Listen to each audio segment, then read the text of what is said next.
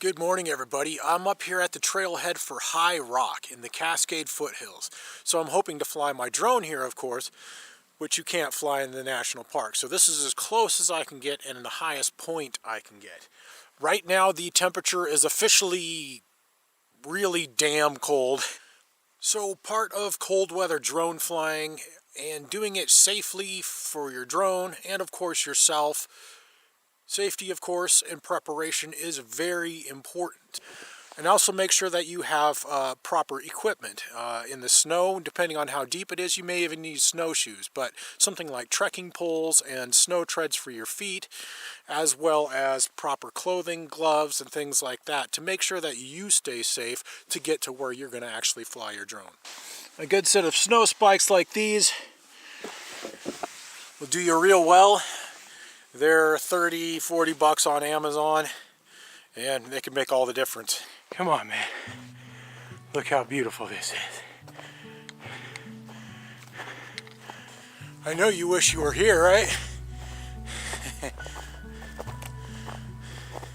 It's damn cold, but this is awesome. I have a feeling it's gonna blow me away up there at the lookout. I better put this camera away and start using my poles again.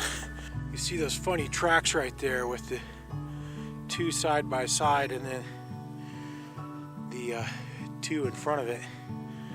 That's from a rabbit. The back feet and then the two front feet as it's hopping along.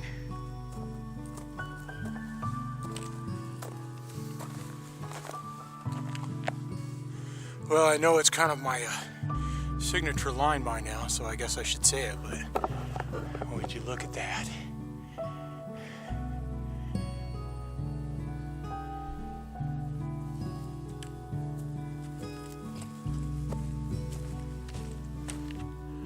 Well, I'm really close to the top now.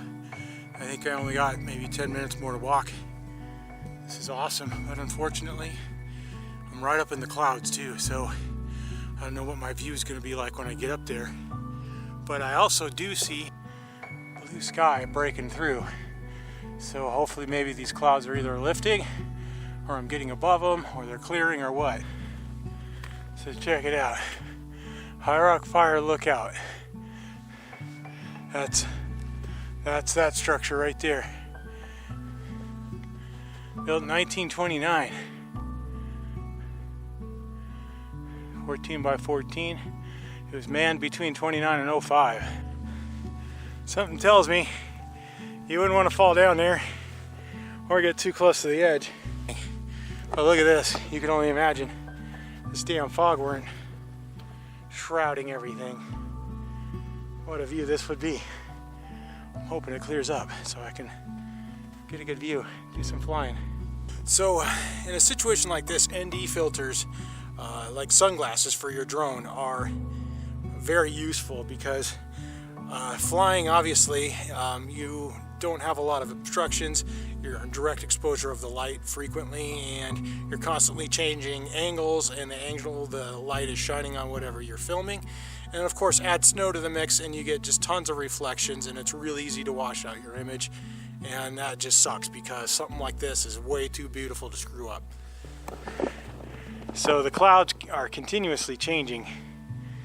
They're rolling back now. So I'm gonna get the drone ready, and the next opportunity where things look really clear, I'm gonna go for it. Another thing to keep in mind is wind. It's not very windy, thankfully, right here on this lookout, but the way this fog is rolling in and out, you can tell that it's being moved by something, wind. So you can only imagine way out over that open valley down there and everything, and out towards the mountain. The wind speeds and things like that are going to change very, very differently. Now, it's really cold, and you got to watch your battery like a hawk because that affects your battery life significantly. And also, in situations like this, you can get ice buildup on your drone. Just in a quick 5-minute flight, even without much fog, you can see ice building up on the propellers and the underside of the drone, the camera, and the sensors underneath. You can see. So fly very conservative and very safely. So what does a true geek do when you're more than a mile up in the middle of nowhere in the dead of winter, waiting for the sky to clear up so that you can fly your drone. What the hell else would you do? Watch Star Wars.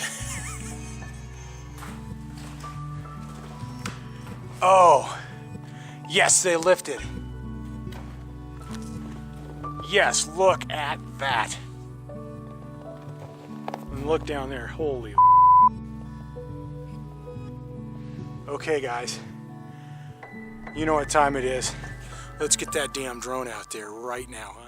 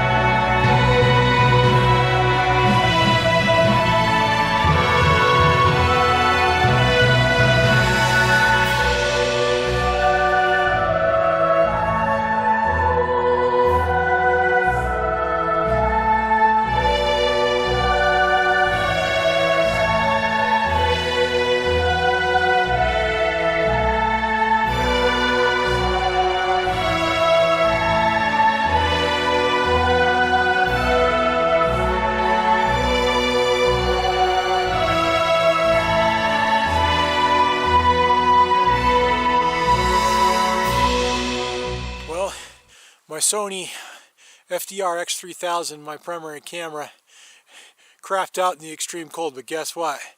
Mavic 2 didn't. That's crazy. Biggest problem I had was ice buildup on the drone and the propellers and sensors and everything, so I could only fly a few minutes at a time, then land and de-ice and then go back up again. But I got a little bit of footage and I think it's epic. Alright guys, let's get off this mountain. There's a snowstorm coming, it looks like. And I'm going to get home and warm up. See you soon.